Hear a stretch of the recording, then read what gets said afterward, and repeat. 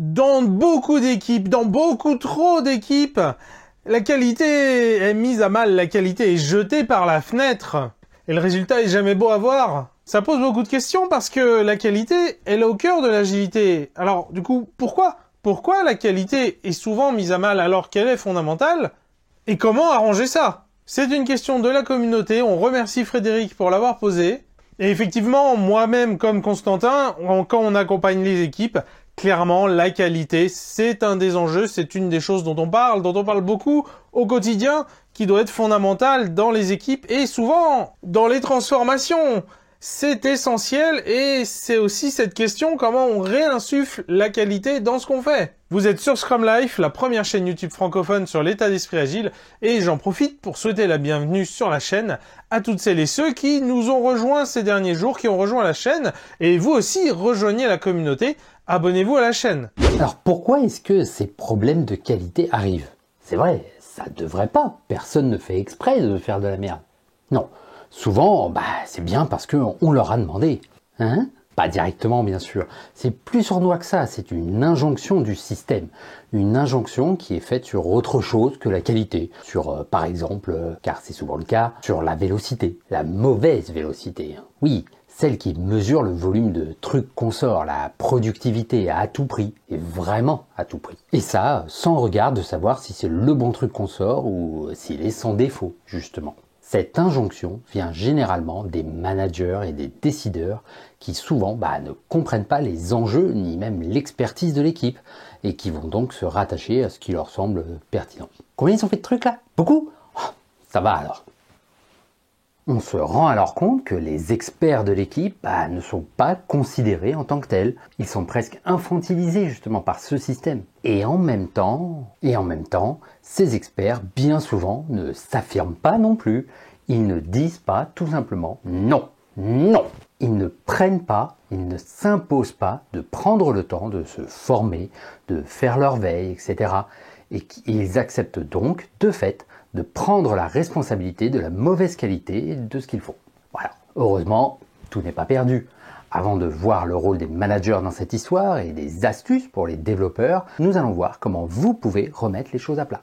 Alors, comment faire? Que faire pour améliorer la situation? Clairement, il y a un problème d'alignement. Il faut s'aligner, se mettre tous d'accord sur c'est quoi la qualité et qui est en charge de la qualité pour pouvoir tous ensemble avancer dans la même direction. Pour ça, il y a un atelier qu'on vous a déjà présenté sur la chaîne qui marche très bien, un atelier justement pour s'aligner, pour avoir une définition commune de la qualité. Il y a quelque chose qui est extrêmement important pour faire l'atelier tel qu'on vous le présente aujourd'hui, c'est que le manager, voilà, la personne qui a priori nous pose des problèmes autour de ces questions de la qualité, doit faire partie de l'atelier. Il doit être invité, il doit être un des participants, il doit être là. Parce que effectivement, s'il n'est pas là, ça va être compliqué de provoquer un déclic chez lui. Pas pour dire que l'atelier n'a pas de valeur pour le reste des participants, mais encore une fois, aujourd'hui, l'enjeu, c'est de s'aligner et d'aider le manager à trouver sa place autour de ce sujet de la qualité. En quelques mots, c'est un canevas qui nous aide à réfléchir sur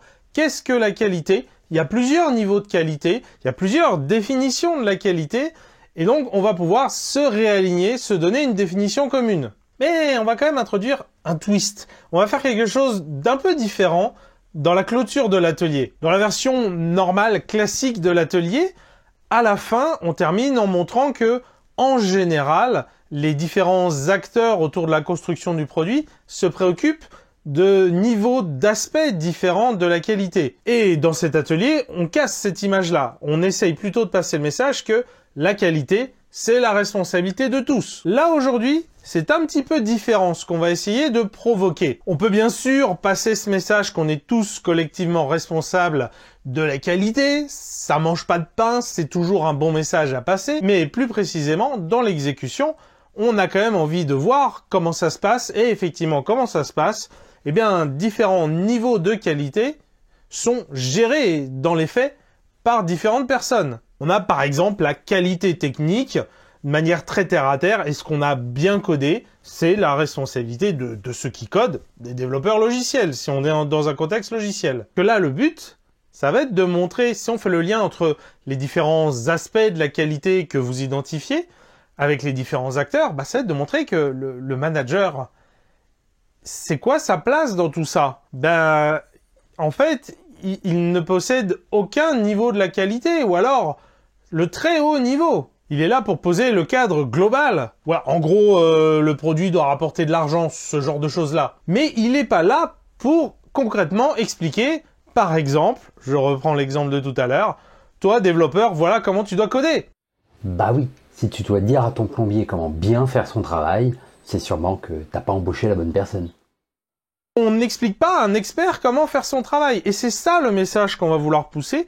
On va bien insister auprès du manager que la qualité, ce n'est pas de son ressort. Et pour aller un peu plus loin, parce que en réalité, il a un rôle à jouer, le manager. Et ce rôle, c'est justement de fixer les attentes au niveau global. On peut parler par exemple de ce qu'avait partagé Meilleur Agent lors d'un retour d'expérience. Ils avaient un modèle en 2 phases. Ils ont des phases où ils explorent, ils découvrent, et on ne sait pas trop ce qu'on doit faire. Et là, clairement, le niveau de qualité attendu, il est très bas. C'est-à-dire que le mot d'ordre, c'est il faut découvrir pour le moins cher possible. Mais attention, justement, il y a la deuxième phase, qui est plutôt une phase de stabilisation, d'industrialisation, où là, le mot d'ordre, c'est plutôt il faut faire quelque chose qui durera le plus longtemps possible, qui sera le plus solide, qui sera le plus maintenable. Rien que ça, d'avoir défini ces 2 phases, c'est extrêmement puissant. On s'aligne sur le niveau de qualité globale attendu. Et là, clairement, là-dedans, le manager a un rôle à jouer en insufflant la valeur visée. Qu'est-ce qu'on veut faire? Où est-ce qu'on va? Quelle est la valeur qu'on en retire? Et on rentre pas dans le détail à expliquer aux gens comment faire leur travail. On leur donne du contexte. On leur parle du pourquoi. On leur parle des enjeux. Ce qui est essentiel à comprendre, c'est que, contrairement à la pensée commune, méfiez-vous toujours de la pensée commune dans les entreprises. Retenez que la qualité, c'est gratuit. Ce qui coûte cher, au contraire, c'est la non-qualité. Vous allez juste le payer plus tard, et souvent, au mauvais moment. Voyons un petit peu ce qu'un Scrum Master ou un manager pourrait faire pour factualiser le coût du manque de qualité sur, par exemple, les dernières semaines. Ouais, donc j'ai programmé ce point avec toi, c'est vraiment super important, il faut qu'on en parle. J'ai déterré dans tout l'historique de nos tickets, en moyenne, en général, combien de temps on mettait à les faire. Ça s'appelle le temps de cycle. Il y a une très bonne vidéo de Scrum Life qui en parle sur le sujet et qui propose un outil pour le mesurer.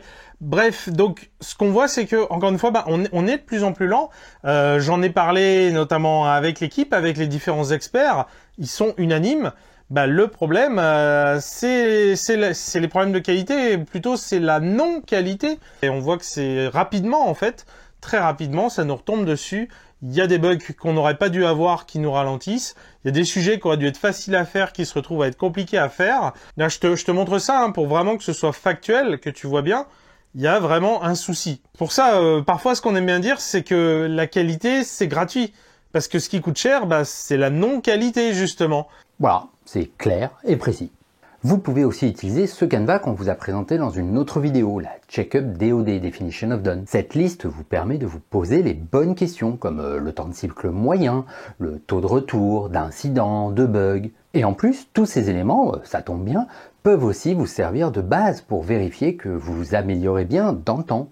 Et une fois que vous avez établi ça, c'est fait avec la personne, vous pouvez alors l'aider à changer de posture, à trouver sa posture vis-à-vis de ce qu'il ne maîtrise pas. Parce que oui, au final, les managers ne maîtrisent pas la qualité, c'est pas leur boulot en fait, tout simplement.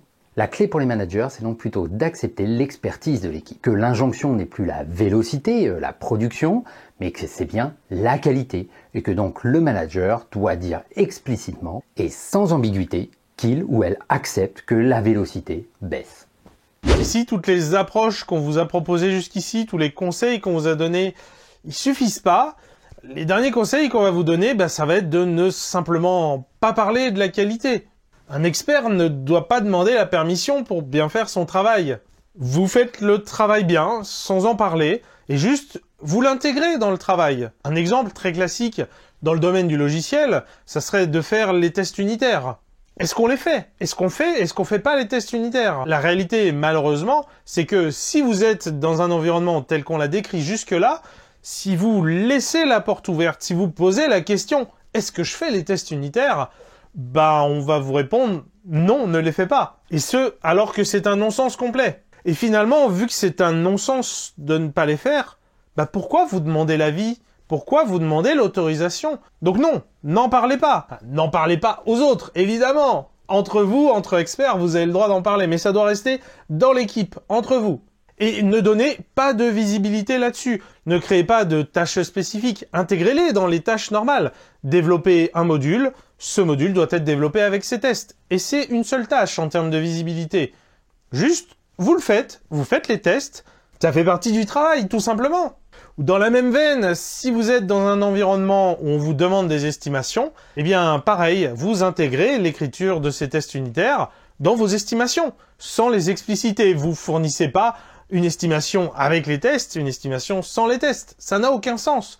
Une seule estimation, celle du travail bien fait avec les tests. Et vraiment, si on va encore un peu plus loin, bah, il y a un vrai risque qui est que votre vélocité peut baisser. Et si vous êtes justement dans une entreprise, dans une organisation, dans un environnement où bah, c'est pas accepté, au contraire, la vélocité, elle ne doit qu'augmenter, et bah du coup, si vous pensez que vous n'avez pas le choix, bah truandez vos estimations. Hein. On en a déjà parlé sur la chaîne. La vélocité, c'est un mauvais indicateur pour plein de raisons. Et l'une d'entre elles, bah, c'est que c'est super facile de tricher la vélocité et de lui faire dire ce qu'on veut.